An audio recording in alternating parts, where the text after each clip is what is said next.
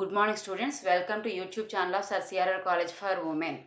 Okay నా మన ఈ వీడియోలో మోడర్న్ ఫిజిక్స్లో సెకండ్ యూనిట్ అయినటువంటి matter waves and uncertainty principle గురించి మాట్లాడుకుందాం. సో ఈ పార్ట్లో నేను కవర్ చేయవలసినటువంటి topics matter waves, de Broglie's hypothesis, wavelength of matter waves and last properties of matter waves. So first of all మనకి ఆ మ్యాటర్ వేవ్ గురించి తెలియాలి అంటే first wave and particle duality గురించి తెలుసుకోవాలి. వేవ్ అండ్ పార్టికల్ డ్యూయాలిటీ అంటే ఏంటి? Wave sometimes వేవ్లా behave చేస్తుంది, అలాగే పార్టికల్ లా కూడా బిహేవ్ చేస్తుంది. సో ఈ విషయం గురించి మనం తెలుసుకోవాలంటే ఫస్ట్ మన ఇండివిజువల్గా what is mean by A wave and what is mean by A particle అనేటువంటి విషయం మనకు తెలియాలి.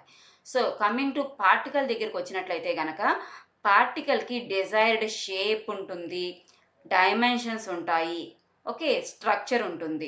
అలాగే దీని గురించి చెప్పాలి అంటే ఏం చెప్పాల్సి వస్తుంది? ఆ పార్టికల్ యొక్క మాస్, వెలాసిటీ, మొమెంటం, ఎనర్జీ చెప్పాలి. బట్ అదే విషయంలో వేవ్ దగ్గరికి వచ్చేసరికల్లా వేవ్ని మనం డైరెక్ట్గా కళ్ళతో చూడలేం కాబట్టి దీన్ని అర్థం చేసుకోవడం కొంచెం కష్టం అనుకోవచ్చు. కాకపోతే దాన్ని ఈజీగా గుర్తుపెట్టుకోవాలంటే ఎలా గుర్తుపెట్టుకోవచ్చు? Wave is nothing but a disturbance in the medium. Okay, actually a wave is a spread out disturbance. దీన్ని మీరు ఎలా గుర్తుపెట్టుకోవచ్చు? It is nothing but a disturbance in a medium.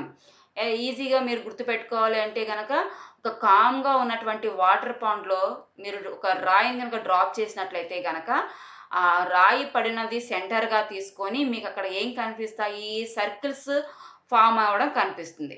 ఓకేనా? సో అంటే దాన్ని ఏమని చెప్తున్నారు ఇక్కడ? వేవ్ అని చెప్తున్నారు. ఓకేనా? కామ్గా ఉన్నటువంటి వాటర్ అనేటువంటి మీడియంలో ఏం ప్రొడ్యూస్ అయ్యాయి? వేవ్ అనేది ప్రొడ్యూస్ అయ్యింది.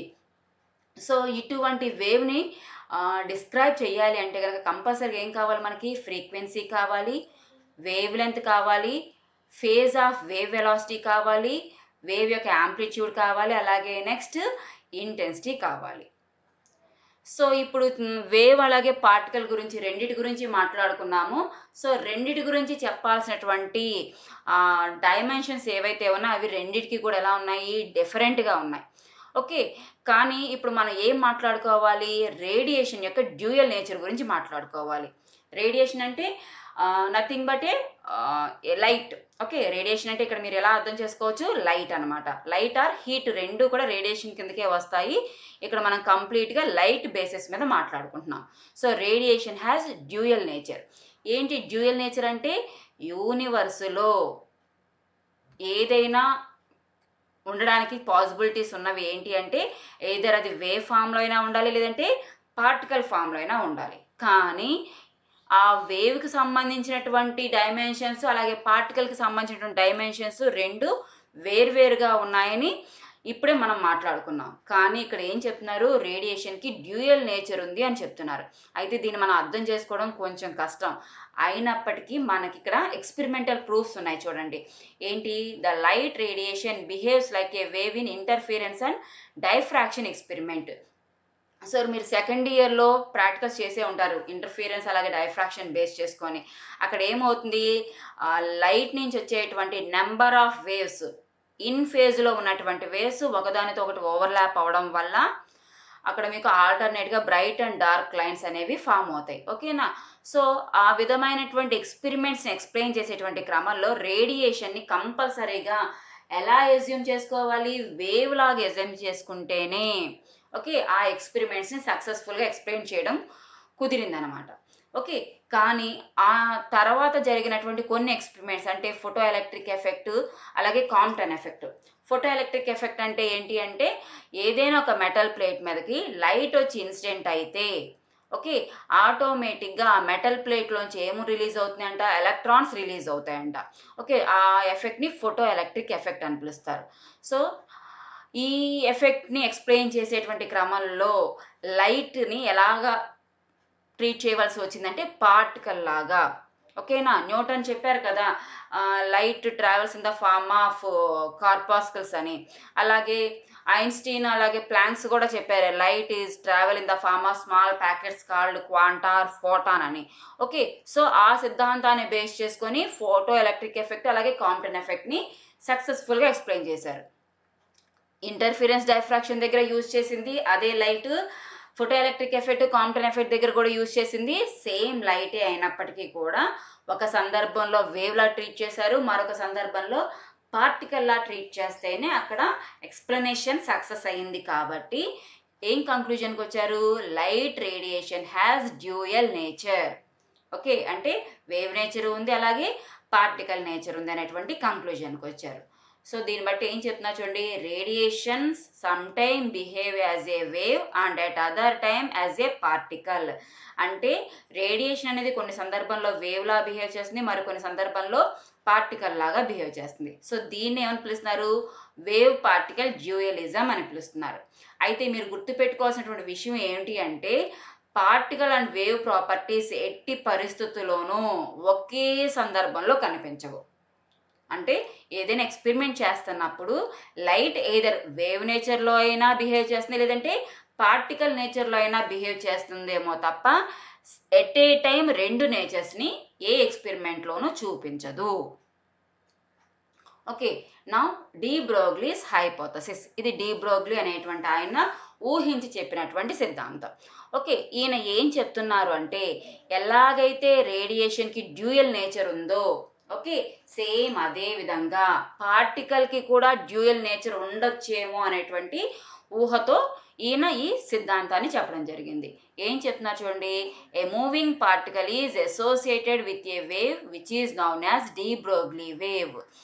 ఏమంటున్నారు, ఏ పార్టికల్ అయినా సరే మూవ్ అవుతున్నట్లయితే గనక దానికి కంపల్సరిగా వేవ్ ఉంటుంది, ఆ వేవ్ని డి బ్రోగ్లీ వేవ్ అని పిలుస్తున్నారు. అలాగే ఆ డి బ్రోగ్లీ వేవ్ని మరొక పేరుతో కూడా పిలవచ్చు, ఏంటి అంటే మ్యాటర్ వేవ్ అని కూడా చెప్పచ్చు. ఓకే, సో ఈయన ఇక్కడతో ఆగకుండా ఏం చేశారు, ఆ మ్యాటర్ వేవ్ యొక్క వేవ్ లెంత్ని కూడా డిఫైన్ చేశారు. చూడండి, ఆ మ్యాటర్ వేవ్ యొక్క వేవ్ లెంత్కి ఫార్ములా ఏంటి, లాంబ్డా ఈక్వల్స్ టు h/mv. పార్టికల్కి వేవ్ అసోసియేట్ అయి ఉంటుంది, అది కూడా ఆ పార్టికల్ ఇన్ మోషన్లోనే ఉండాలని చెప్పారు. కాబట్టి ఆ వేవ్ లెంత్ని డిఫైన్ చేయడానికి ఈయన యూజ్ చేసినవి ఏంటి అంటే Planck's constant, mass of the particle, అలాగే వెలాసిటీ ఆఫ్ ద పార్టికల్. మీ అందరికీ తెలుసు, product of mass and velocity is nothing but momentum of the particle. Okay, ఈ విధంగా డి బ్రోగ్లీస్ మ్యాటర్ వేవ్ని డిఫైన్ చేయడం జరిగింది. సో ఈ హైపోథెసిస్లో కంక్లూజన్స్ ఏంటి అంటే, waves and particles are only two modes through which the energy is propagated in the nature. So నేచర్లో ఎనర్జీ ఒక చోట నుంచి మరొక చోటకి ప్రాపగేట్ అవ్వాలి అంటే అది కేవలం వేవ్ రూపంలో కానీ, లేదు అంటే పార్టికల్స్ రూపంలో మాత్రమే ట్రావెల్ అవడానికి అవకాశం ఉంటుంది. ఓకే, అలాగే at the same time the universe is composed of light, radiation and matter.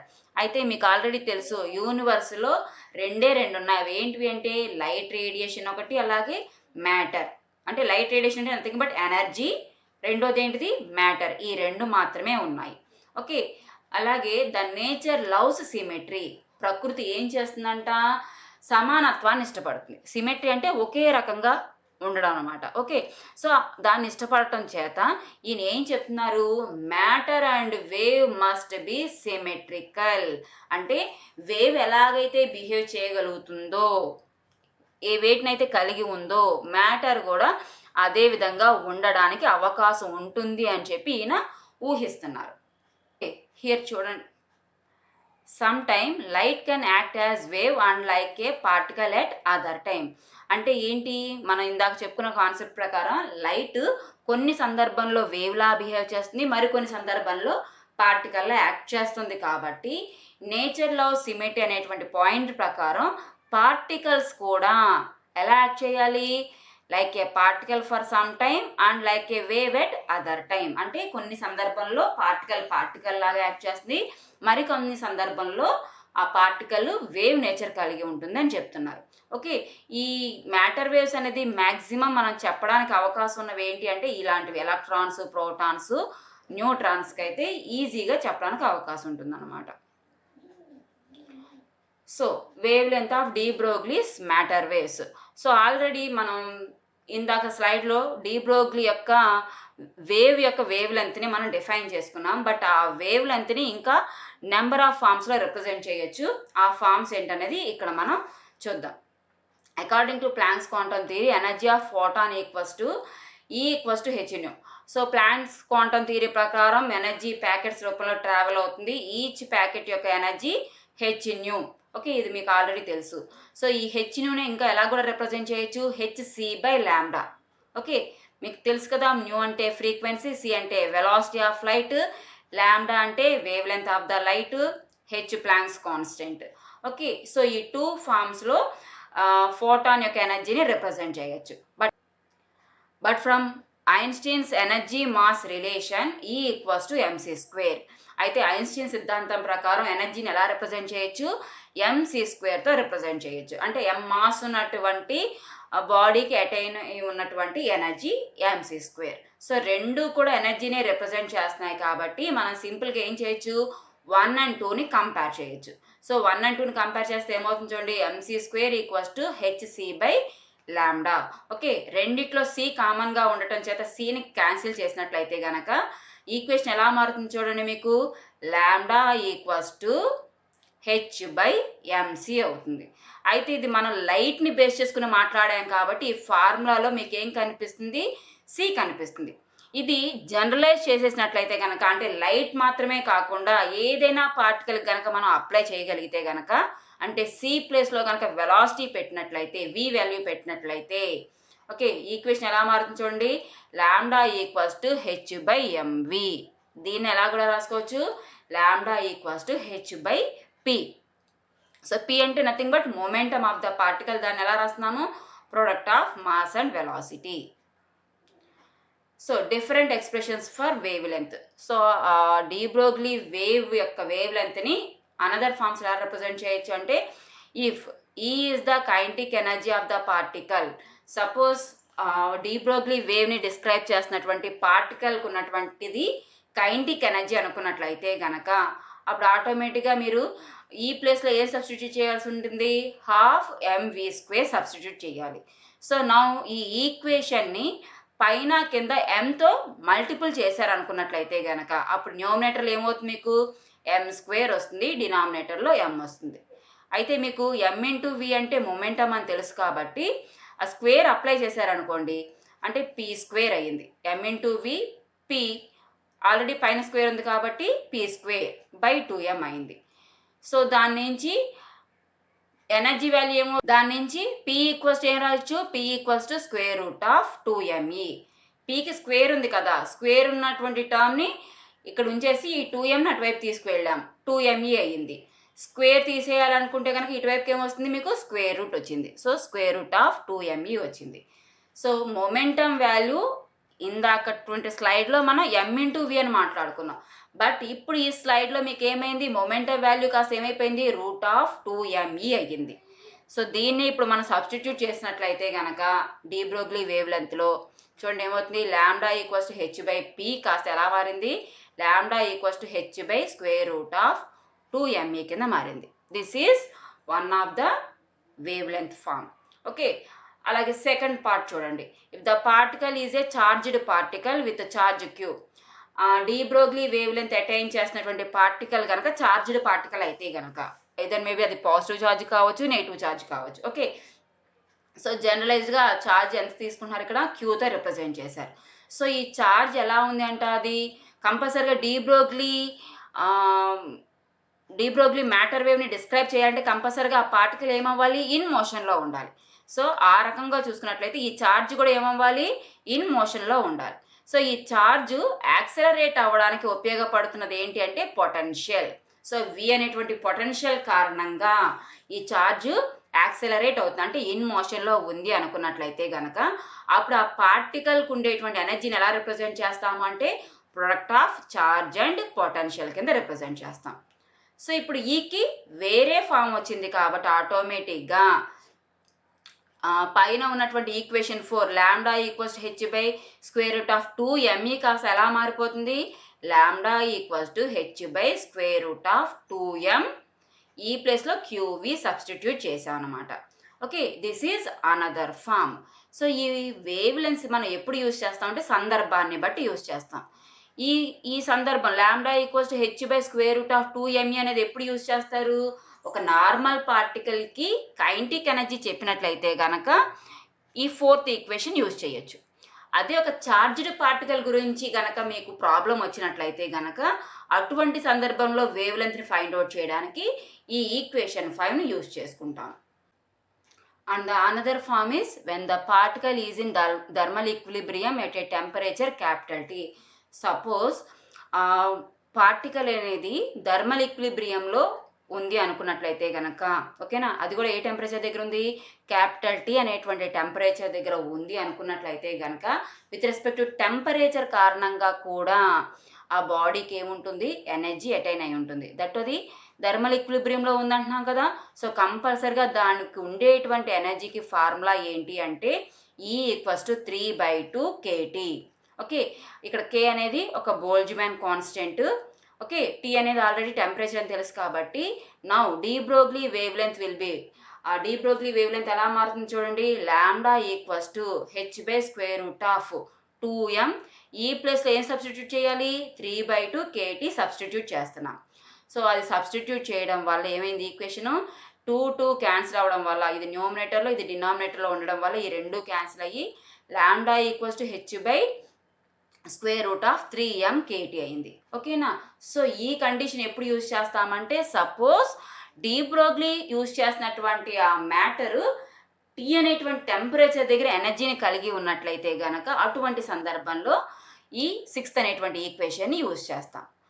In case if the particle is electron and it is accelerated in a potential V, then ఒకవేళ మనం మాట్లాడుకుంటున్నది electron అనేటువంటి charged particle అయితే గనక, so మీరు lambda = h/√2m QV అనేటువంటిది మొత్తం substitute చేసి calculate చేయకుండా వాటన్నిటి వాల్యూస్ని సబ్స్టిట్యూట్ చేసి క్యాలిక్యులేట్ చేస్తే మీకు ఫైనల్గా ఆన్సర్ ఎంత వస్తుందంటే 12.26/√V.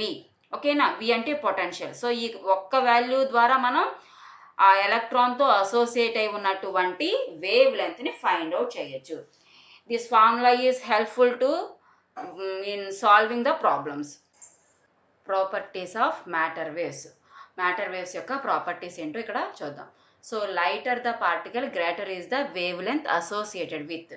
సో ఇక్కడ లాంబ్డా = h/mvలో లాంబ్డాకి మాస్ ఆఫ్ ద పార్టికల్ అలాగే velocity of the particle inversely ప్రపోర్షనల్గా ఉండటం చేత, ఓకే, పార్టికల్ ఎంత లైట్గా ఉంటుందంటే మాస్ ఎంత తక్కువగా అంటే దాంతో అసోసియేట్ అయి ఉన్నటువంటి వేవ్ లెంత్ అంత ఎక్కువగా ఉంటుంది. అలాగే పార్టికల్ యొక్క వెలాసిటీ ఎంత తక్కువగా ఉంటే దాంతో అసోసియేట్ అయి ఉన్నటువంటి వేవ్ లెంత్ కూడా ఎక్కువగా ఉంటుందన్నమాట. ఓకే, అలాగే ఒకవేళ ఇఫ్ సపోజ్ వెలాసిటీనే 0 అనుకోండి, అప్పుడు ఆటోమేటిక్గా లాంబ్డా = h/mvలో h/0 అనే సర్కిల్ ఏమవుతుంది, లాంబ్డా వాల్యూ ఇన్ఫినిటీ అయిపోతుంది. అంటే we cannot determine అనమాట. సో అంటే దీన్ని ఎలా అర్థం చేసుకోవచ్చు అంటే ఒకవేళ పార్టికల్ కనుక అసలు కదలకుండా ఉన్నట్లయితే అప్పుడు ఆటోమేటిక్గా మనం మ్యాటర్ వేవ్ని అసలు డిస్క్రైబ్ చేయడం కుదరదు. ఇఫ్ సపోజ్ V = అయితే అంటే పార్టికల్ మూవ్ అవుతోంది కానీ దాని యొక్క వెలాసిటీని మనం డిఫైన్ చేయలేకపోతున్నట్లయితే గనక అటువంటి సందర్భంలో దానితో అసోసియేట్ ఉన్నటువంటి వేవ్ లెంత్ ఏమవుతుంది, 0. వేవ్ లెంత్ 0 అంటే అర్థం అసలు అక్కడ వేవే లేదు అని అర్థం. సో దీన్ని బట్టి ఏం అర్థం చేసుకోవచ్చు అంటే matter waves are generated by the motion of particles. Matter waves దేని వల్ల జనరేట్ అవుతాయి, పార్టికల్ యొక్క మోషన్ వల్ల జనరేట్ అవుతుంది. These waves are produced whether the particles are charged particles or not.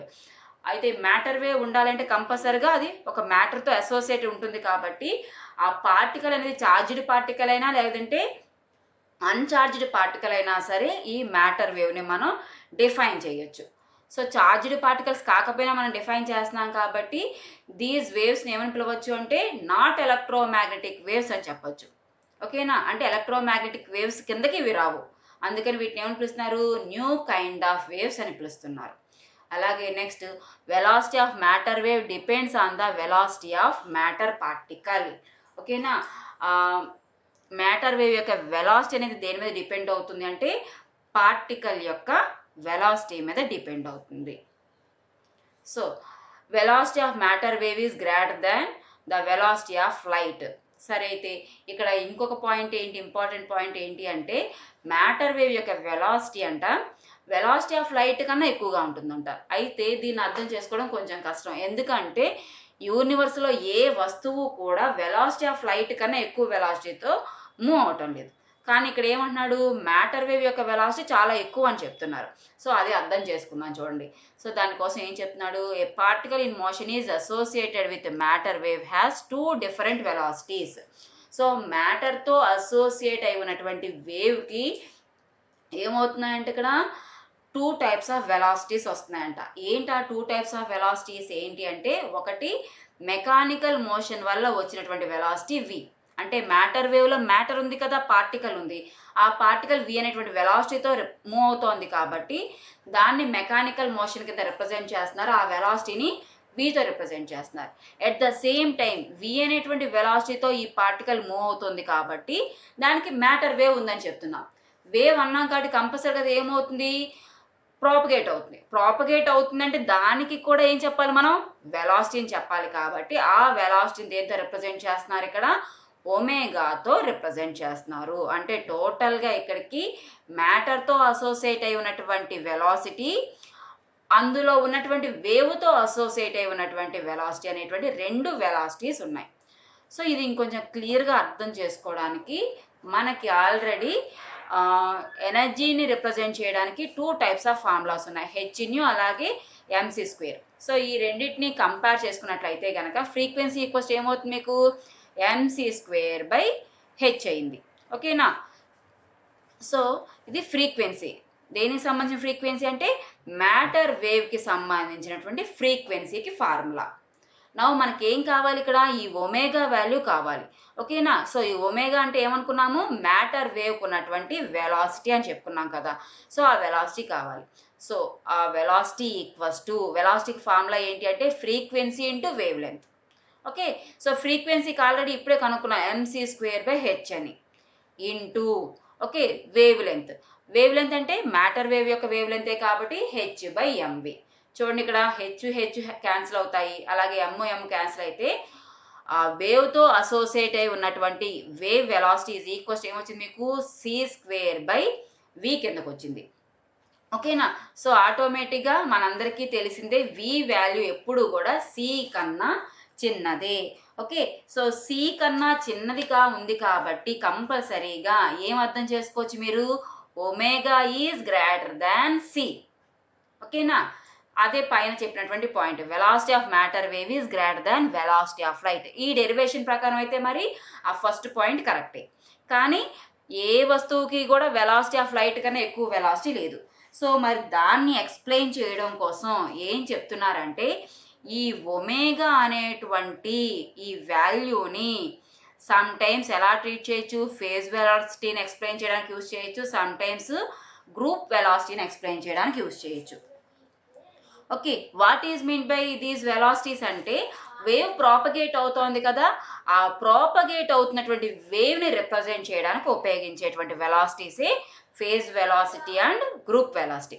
So ఆ పరంగా కనుక కన్సిడర్ చేసినట్లయితే కనుక పైన ఒమేగా ఈక్వల్స్ టు c²/v అనే దాంట్లో ఎటువంటి కాంట్రడిక్షన్ లేదు. ఓకే. మ్యాటర్ పరంగా తీసుకున్నట్లయితే మాత్రం అది ప్రాబ్లమెటిక్. కానీ ఆ మొత్తాన్ని కూడా, ఆ ఒమేగా మొత్తాన్ని కూడా ఫేజ్ వెలాసిటీ లేదా గ్రూప్ వెలాసిటీతో కంపేర్ చేస్తూ మాట్లాడుకున్నట్లయితే కనుక పై ఈక్వేషన్లో ఎటువంటి కాంట్రడిక్షన్ లేదు. సో ఇంకా next, the wave and particle aspects of moving bodies can never appear together in the same experiment. అంటే ఒక ఎక్స్పెరిమెంట్లో మనం సైమల్టేనియస్గా వేవ్ నేచర్ని లేదంటే పార్టికల్ నేచర్ని రెండింటిని చూడడం కుదరదు. ఏదర్ వేవ్ నేచర్ అయినా చూడడం కుదురుతుంది, లేదంటే పార్టికల్ నేచర్ అయినా చూడడం కుదురుతుంది. Okay. The wave nature of matter introduces an uncertainty in the location of the position of the particle, because a wave cannot be set exactly at this point or exactly at that point. So wave nature కలిగి ఉన్నటువంటి ఆ మ్యాటర్లో particle ఎగ్జాక్ట్గా ఎక్కడుంది అనేటువంటి విషయాన్ని మనం చెప్పడం అనేది కష్టతరం. అందుకే there is an uncertainty in the location of the position of the particle అని చెప్పడం జరుగుతుంది. అంటే విత్ ఇన్ ద వేవ్లో, వేవ్ అంటే స్ప్రెడ్ అయి ఉంటుంది, సో ఆ స్ప్రెడ్ అయి ఉన్నటువంటి రీజియన్లో ఎగ్జాక్ట్గా పార్టికల్ ఎక్కడుంది అనేటువంటి విషయాన్ని ఖచ్చితంగా చెప్పలేము. ఒకవేళ చెప్పవలసి వస్తే కనుక కంపల్సరీగా యూ గెట్ ద ఎర్రర్స్ అనమాట. ఓకే. సమ్మరీ, ఇప్పుడు దాకా మనం ఏం చెప్పుకున్నాము, వేవ్ అంటే డిస్టర్బెన్స్ ఇన్ ద మీడియం అని చెప్పుకున్నాము. బట్ పార్టికల్ గురించి చెప్పాలంటే డైమెన్షన్స్ చెప్పవలసి ఉంటుంది. At the same time wave has dual nature, అంటే వేవ్ లాగా బిహేవ్ చేస్తుంది, పార్టికల్ లాగా బిహేవ్ చేస్తుంది. బట్ నేచర్ లవ్ సిమెట్రీ, అయితే ప్రకృతి ఏమి ఇష్టపడుతోంది, సమానత్వాన్ని ఇష్టపడుతోంది. సో ఆ ప్రకారం చూసుకున్నట్లయితే కనుక వేవ్ ఎలా అయితే డ్యూయల్ నేచర్ చూపిస్తుందో matter has also dual nature. Okay, next ఇంకేం చెప్పుకున్నాం, డి బ్రోగ్లీస్ హైపోథసిస్ ఏం చెప్తున్నారు, a moving particle is associated with a wave. Move అవుతున్నటువంటి పార్టికల్తో కంపల్సరీగా ఏముంటుంది, వేవ్ అనేది అసోసియేట్ అయి ఉంటుంది. But wave nature and particle are never exist at the same place and same time. ఈ వేవ్ నేచర్ అలాగే పార్టికల్ అనేవి రెండూ కూడా at a time at a particular ప్లేస్లో ఉండడం అనేది జరగనటువంటి విషయం.